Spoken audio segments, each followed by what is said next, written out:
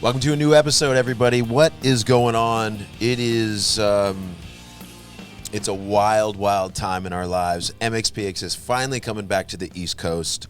9:30 Club, Washington, D.C., Thursday, March 26th. That's this Thursday if you're listening right when it comes out.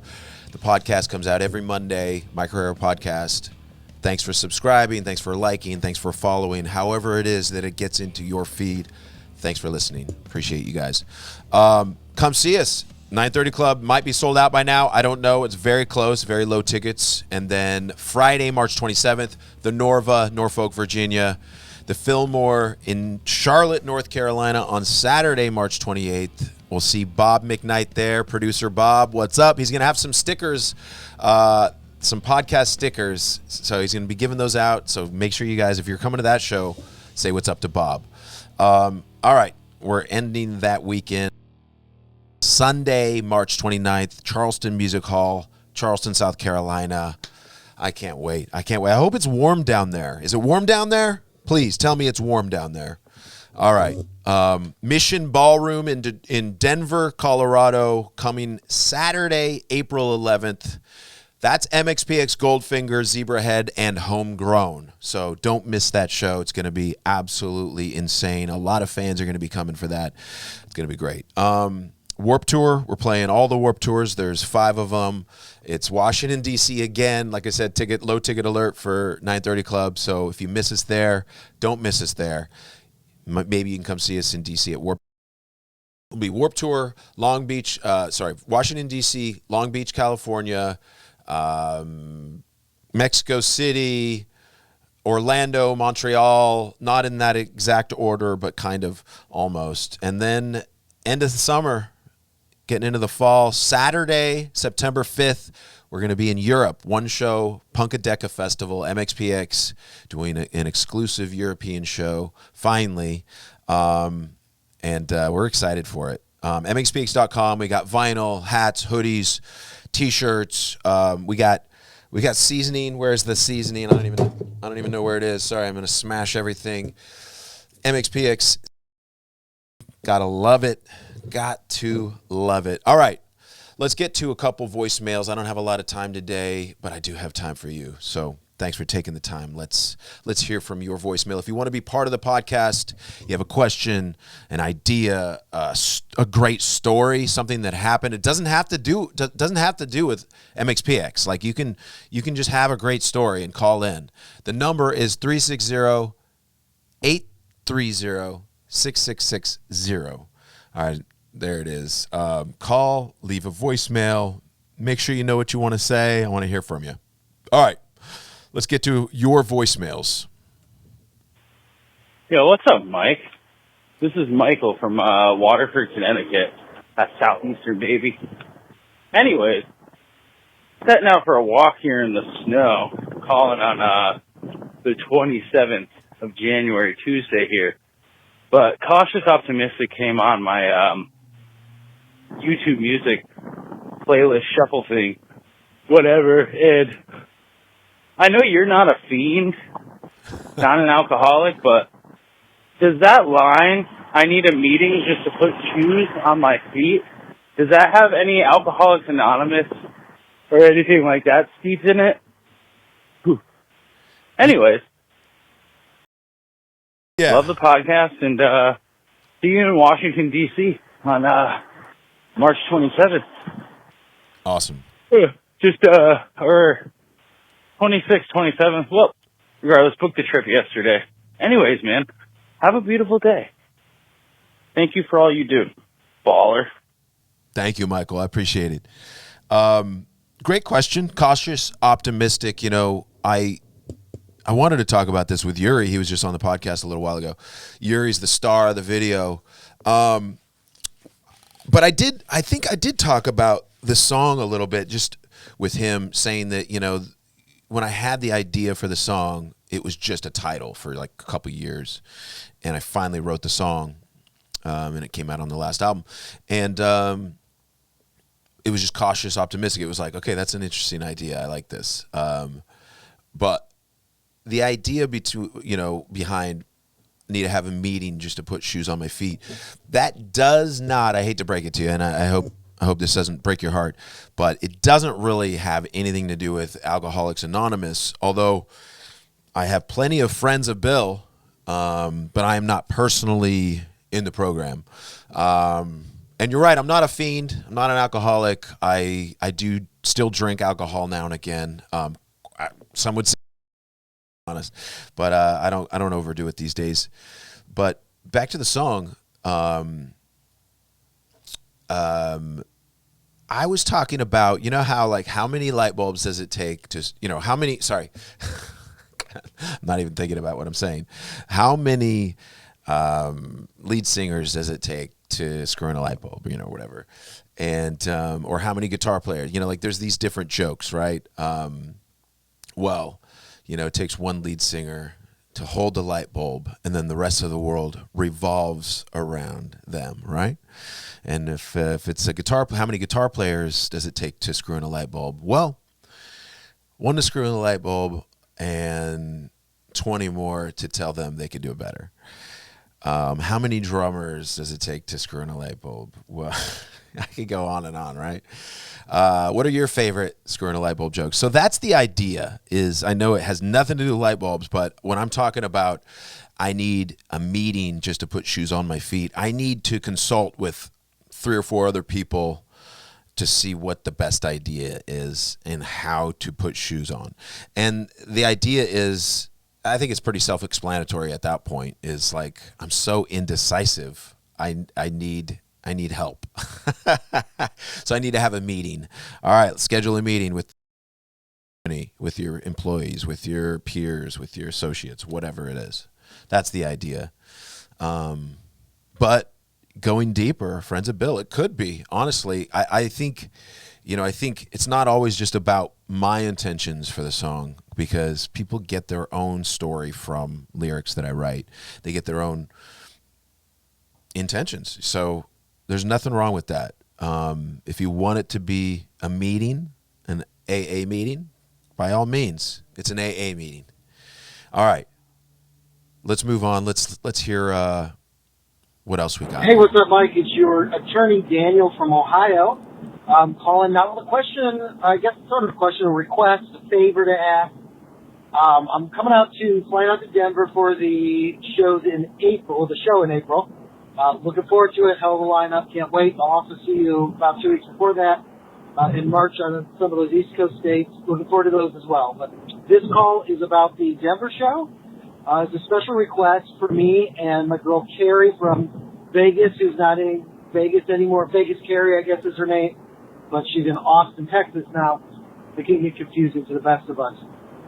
In any event, when we're in Vegas, it'll have been 2 whole years and 3 months before that when I first met Carrie. So I'm hoping you whole 2 whole years for me and my girl Carrie.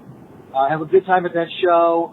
Obviously, if you can't, we will still have a hell of a time. Looking forward to it. Take care, my dude. See you soon. Yeah.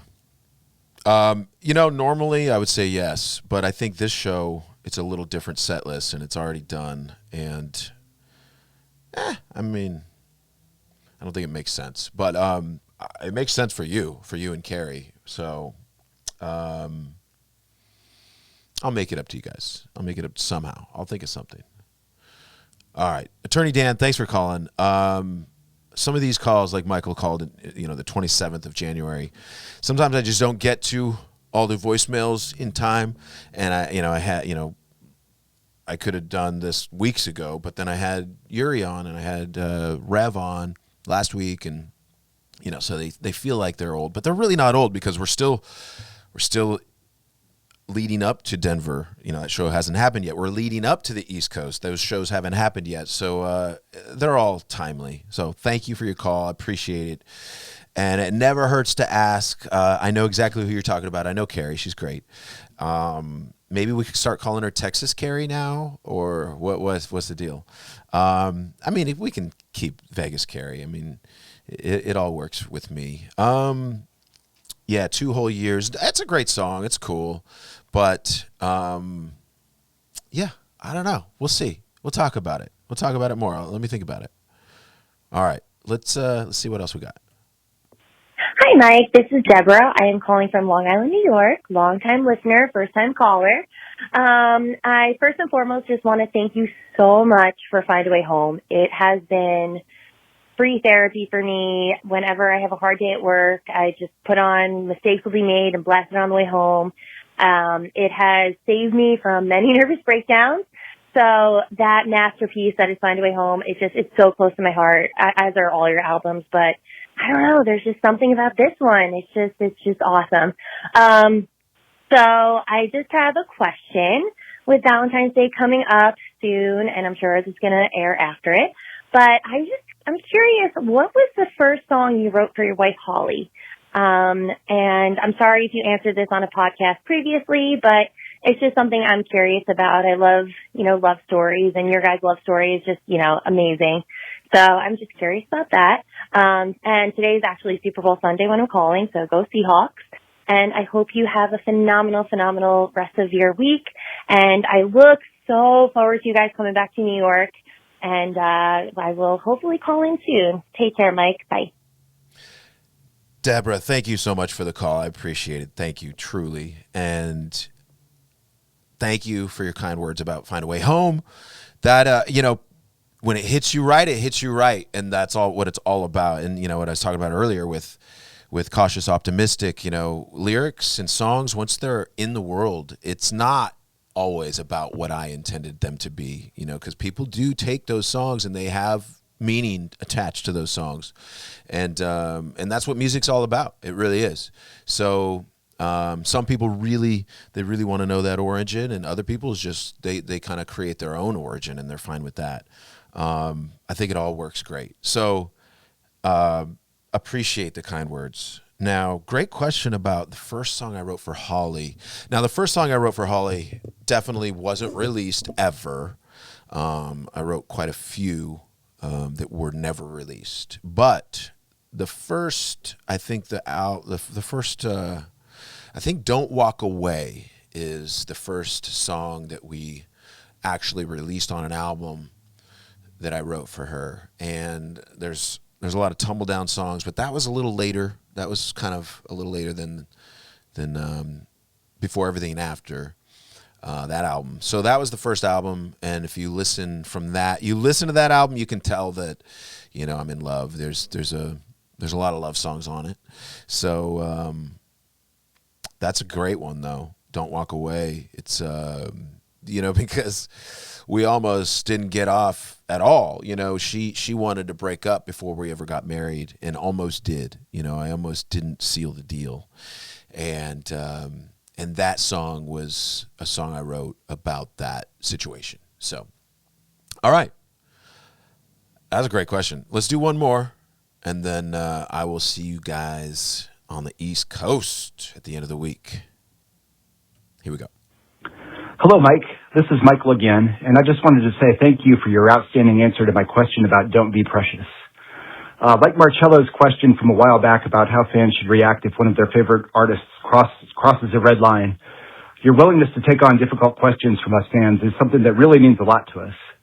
Like you mentioned, I did post a comment on Darren's Instagram telling him, that you discussed it, and he did give me a like, so that was good. Not long after leaving that voicemail, I read Perennial Seller by Ryan Holiday.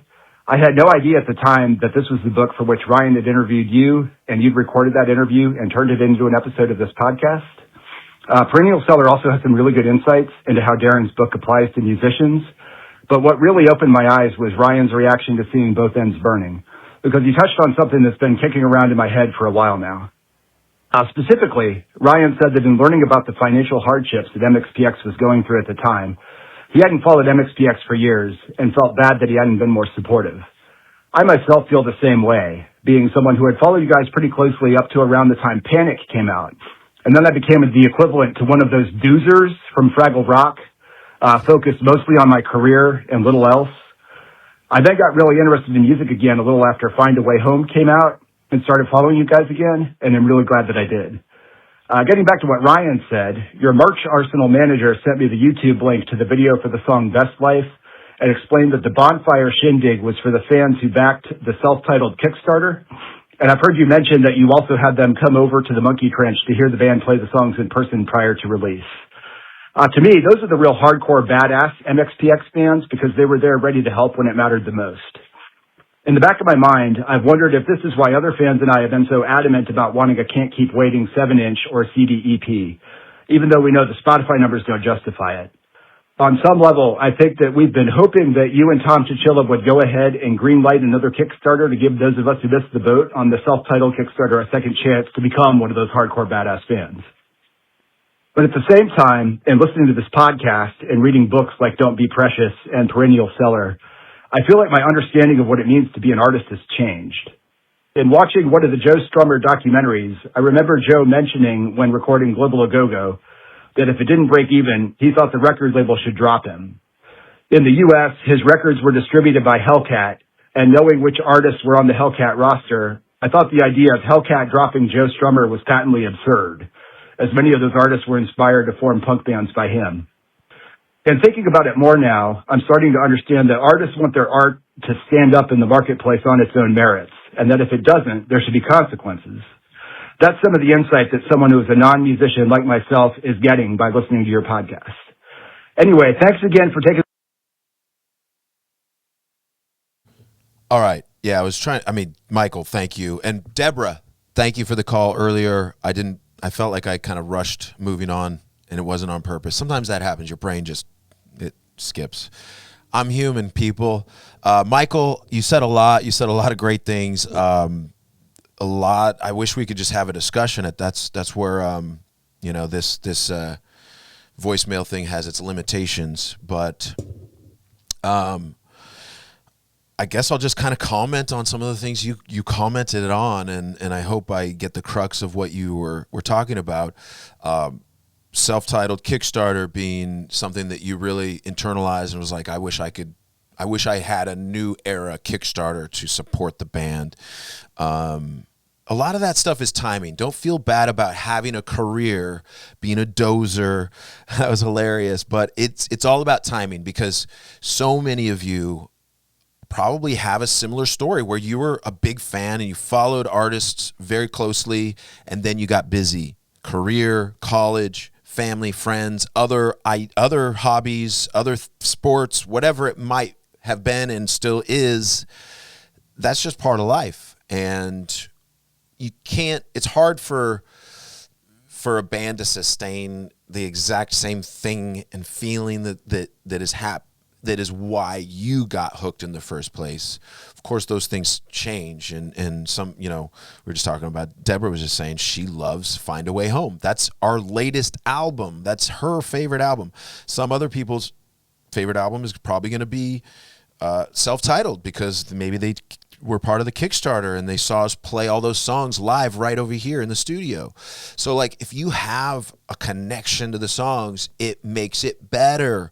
So when you have a connection to Slowly Going the Way of the Buffalo, life in general, it makes so much sense. You might have a connection to Before Everything and After. Believe me, people do. And it makes so much sense because it's where you are in life and when you found a certain band, when you found an album, a song, that's okay. We're here now. We have to go through struggles in life to get to where we are. And, I don't think anybody in punk rock, maybe the topper echelon type people are going to be okay. But no matter how much money you make, it's always going to go back out. You're always reinvesting and when we do something like the self-titled Kickstarter, that was an investment in ourselves and in a risk, but it was kind of the first time we had done something like that. And I feel like the reason why we haven't done a Kickstarter itself is because it takes so long to get the money back, meaning you have to put out a lot of money to advertise and to make it all happen and to make all the things, and you don't get paid a cent until it's all sent out and done. And the way we kind of run the store and we run shows and stuff, we really can't have that all hung up. I'm getting way too far into the actual business things, but and plus you give a huge percentage. So it was a big learning experience for us. I don't regret it at all, but I feel like nowadays what we do is we have our own store and we sell the album straight from the store. When we did our box set, we kind of did we just did a sale on our MxPx.com, and it was huge. It was a big blowout sale, and people bought. We sold out our box sets, and they bought a bunch of other stuff along the way, and it was great. And you have big years, and then you have down years where there's no box set. And you're like, man, I wish we had that box set. So that's very real. But I've always kind of lived life. By making a kind of a chunk of money, and then you have to live on that money, and that money kind of goes away after a while. Like, imagine us during the tumble down years. I was living on cash. And I was living on, some deals that had been done before, but like, that was a wild time. And that was before streaming. That was when record sales were decimated by Napster, and to be frank, it really made a big dent in the paycheck. But then, I had never expected to be rich doing punk rock. It was always about, can I pay my bills? Can I go out to eat when I'm hungry? Then I'm good. And can the people that I work with pay their bills? And that's what it's always been about, a community and making things happen. And when the money is good, that's just like a bonus. And like what you were talking about with Joe Strummer getting dropped, I don't know the details behind that or anything, but like, was it, I guess it was probably not the Clash that got dropped. It was probably Joe Strummer solo stuff. But like, guaranteed, if you still own any of Joe Strummer's rights, or his solo albums, those are making money on streaming, guaranteed.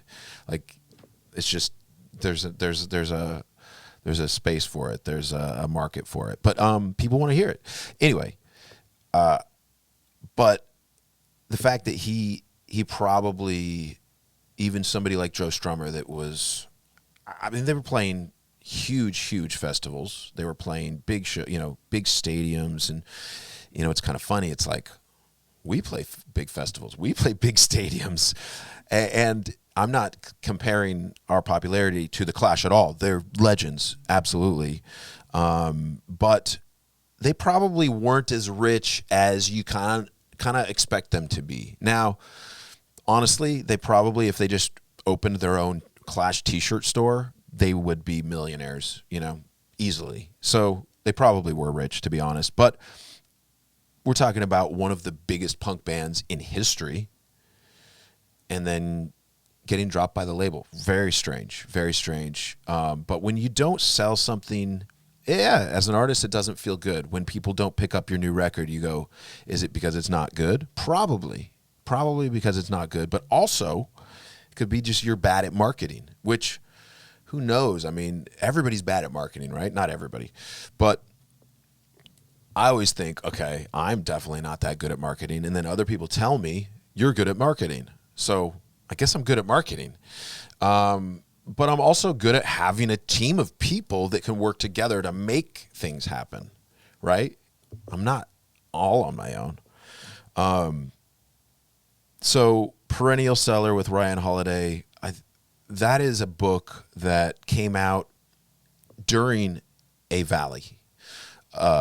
All careers, all lives have peaks and valleys, unless you're just one of the luckiest or the unluckiest, and it's only a valley or only a peak.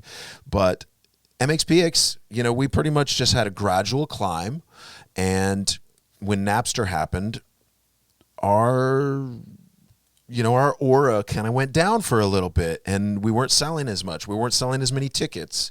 And that's right when Both Ends Burning came out. That's right when Perennial Seller was written by Ryan Holiday. And he really focused on, is this the end? One of my beloved favorite bands is going down. And really, a couple years later, after that book came out, MxPx was on another We're out of the valley. We're up on the mountaintops. And now we're surpassing what we did 10 years ago. Now we're surpassing what we've ever done. Now we're bigger than we've ever been as a band. Right now, we are bigger than we've ever been as a band. Mind-blowing. Hard to believe.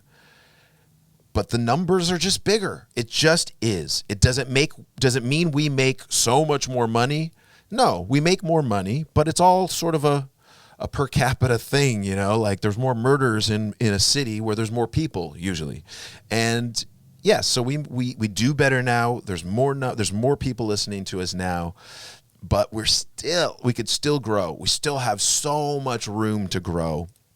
And it feels like we're always fighting those corporations. We're always fighting that story that is like the perennial seller story of MxPx is going down.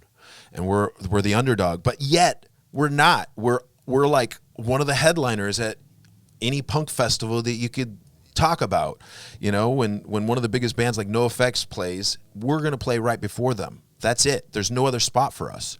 So it's a weird juxtaposition to be in, this dichotomy of we're the underdog, this little band, MxPx, this little engine that could. All of a sudden we find ourselves in 2023 and even 2022, but 2023 and on, really, maybe even 2018 and on, as this band that's just started to move upwards and never stopping. So, wow, thank you everyone that's been along for the ride. If you're listening now, obviously you're somewhat still on for the ride. We have new music coming in 2026. Yes, I'm excited about it. Yes, you're going to love it. It's got the right amount of MxPx pop and the right amount of hard, like hardcore influenced what we do. Like, it's going to be great. But I don't want to get you too excited about that yet because there's too many months. We have to get things done before we can even order the vinyl and do this and that. And yeah, so we're working on it still. But back to Both Ends Burning, back to Ryan Holiday and Perennial Seller. Like, I still don't know if he realizes how big we are now. Like, even though I know he follows me on Instagram, he'll send me shirts of people, blah, blah, blah. He'll send me a text now and again of some MxPx thing or, but he, in and of himself, he's big. He's gotten so much bigger than he used to be. You would only assume that I am too, that we all are. Anybody that's out there working, any artist out there that's making things happen is growing. And when you're not growing, it is very stressful. I mean, it's stressful even when you are growing, to be honest. So, but we have those peaks and valleys, and even when we're on our way up, there's that red tape. There's always more and more forms and more middlemen to pay. There's more insurance policies to get. More and more percentage goes to those middlemen people, and it doesn't matter. Like, if you have health insurance, it doesn't matter if you have health insurance. You still need to get dental insurance if you have a kid or this or that or whatever, but it's only in this state. Oh, well, that's the state I'm in. Huh. Interesting how that works. But, there's just always something. That's life, right? So I don't mean to make your blood temperature rise right now. Let's bring it back down, people. There's peaks and valleys to life. MxPx is we're no different, than you. We are you. We're straight from the crowd. We're people that, just like Simple Plan talks about, they were always punk fans, and then they just became one of the biggest bands out there, and MxPx is the same. We started in the garage. We practice in a house. We have our own studio. We have a lot of amazing things. We have the key to the city of Bremerton, and, we've done a lot, and we're still getting so many amazing opportunities, even in 2026, the things you don't know about. I'm so excited. So, thank you again, everybody out there listening, everybody that's supported MxPx. We have this new album we haven't started marketing yet. We haven't started talking about, because it's not time yet. We're not ready. I don't like to prematurely get in on things when we can't deliver. I have nothing to give you yet. I got to work on all that stuff. We all got to work on this stuff. But we do have shows to give you. So we'll see you at the shows. We'll see you at the meet and greets. We appreciate you. MxPx.com, all the merch, all of that. That all makes this whole thing go. So just because we don't have a Kickstarter out there doesn't mean we don't appreciate what you guys do. When you order anything, that means steak seasoning, hoodies, whatever it is, vinyl, we appreciate it. Thank you. When you buy show shirts and show posters at the show, that is the most important thing for us to sell because we can't resell it. If we have leftover sizes of just a regular Punkadeka Punk shirt, we can resell that at the next show. And we do. You know, we order big so that we can move it over. And those are some of the things you got to figure out. You got to crunch some numbers and figure out how many t-shirts to order so that people aren't pissed and running out of sizes. And it does happen. It's happened a lot more in the past than it's been happening lately because we over order on purpose just to make sure we have what you need. So we appreciate you. And thank you for coming out to the shows and buying the merch. MxPx and the Ataris. Hey, I'm so stoked that we're doing this run with the Ataris because they are getting bigger as well. If you haven't noticed, they have been doing more and more shows. They're on a bunch of festivals. They're on a bunch of Warped Tours coming up. So much love to the Ataris. Always cool to see them doing well. They sound so good live, and they're different, and they fit really nicely with MxPx, but their live show is much different. So it's a really nice opening act to see right before you see a bunch of MxPx. And, you know, in Denver, because it's MxPx, Goldfinger, Zebrahead, and Homegrown, it's going to be nonstop wild party the whole time. And then you'll get to MxPx, and we're going to do our best to knock the roof off the place. And I think we'll do a great job because we have a great set, but probably won't involve 2 whole years. You know, got to knock the roof off the place with every song. All right. I hate to, rip the Band-Aid off again, Attorney Dan. I love you, buddy. I love you, buddy. I love all of you. Thank you all for listening. Shout out to Bob McKnight. Appreciate you. Thanks for doing what you do. And I'll see you guys this weekend. Anybody that's on the East Coast that's going to make it out, I'll see you soon. And, of course, this summer and into the fall for Warped Tour. European people, hopefully you can make it over to Milan, Italy for Punkadeka Festival in September. It's going to be fun. It's going to be great. I may or, should I bring the family? Should I bring the family? That's the question. Should I bring the family? I think the family is going to say yes. But tell me what you think. If you want to call about whatever, about anything I've talked about, Perennial Seller, Both Ends Burning, the Kickstarter, the new, the latest album, Find a Way Home, the new unreleased album, anything. The number is 360-830-6660. Let me know what you think. All right, you guys. Until next time. Peace.